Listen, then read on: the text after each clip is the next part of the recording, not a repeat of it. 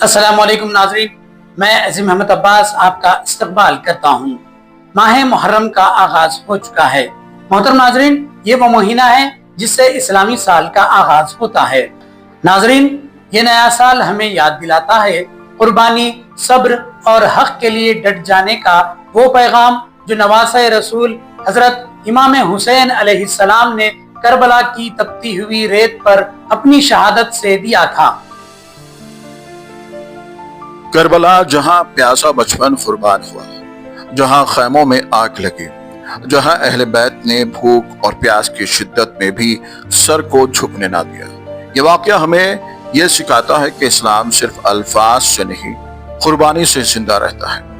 اور پھر تاریخ کا ایک اور باب، جب بغیر کسی جنگ کے، بغیر خون بہائے مسجد الاقصی فتح ہوئی، وہی اقصی جو مسلمانوں کا قبلہ اول ہے، جہاں رسول اکرم صلی اللہ علیہ وسلم نے انبیاء کی امامت فرمائی۔ لیکن آج اسی زمین پر، اسی خطے ارض پر ایک اور کربلا برپا ہے۔ فلسطین، غزہ میں جہاں بچے کھلونوں کی جگہ لاشیں اٹھا رہے ہیں، جہاں عورتیں سجدوں سے پہلے اپنے پیاروں کو دفنا رہی ہیں، جہاں نہ بجلی ہے، نہ پانی، نہ دوا، نہ امان، صرف ظلم، آہ اور خون ہے۔ غزہ آج ہمیں کربلا کی یاد دلاتا ہے، کیونکہ وہاں بھی حق کے لیے جان دی جا رہی ہے، وہاں بھی ظلم کے خلاف سر اٹھایا جا رہا ہے۔ مگر افسوس، آج جب ظلم آسمان چھو رہا ہے، امت مسلمہ کے حکمراں خاموش تماشائی بنے بیٹھے ہیں۔ جب کلمہ ایک ہے، قرآن ایک ہے، قبلہ ایک ہے، تو پھر دل، زبان اور موقف کیوں جدا ہے؟ کیا امام حسین رضی اللہ تعالیٰ عنہ نے اسی دین کے لیے قربانی دی تھی؟ کیا ہم نے کربلا سے صرف آنسو لینا سیکھا ہے، عمل نہیں؟